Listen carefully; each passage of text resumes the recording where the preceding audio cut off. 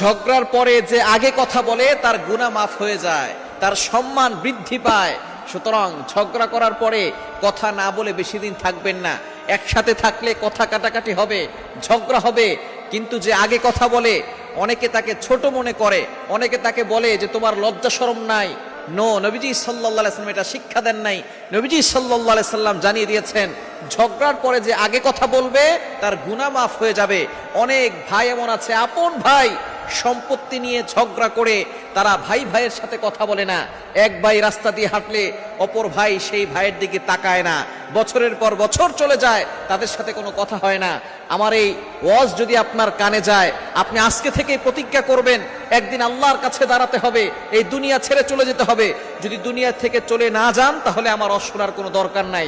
যদি দুনিয়া থেকে চলে যান তাহলে অবশ্যই আপনি শুনবেন, আপনি আপনার ভাইয়ের সাথে আগে থেকে কথা বলেন, আল্লাহ আপনার সম্মান বাড়িয়ে দিবেন, আল্লাহ আপনার মর্যাদা বাড়িয়ে দিবেন এবং আল্লাহ আপনার গুনাহটাকে মাফ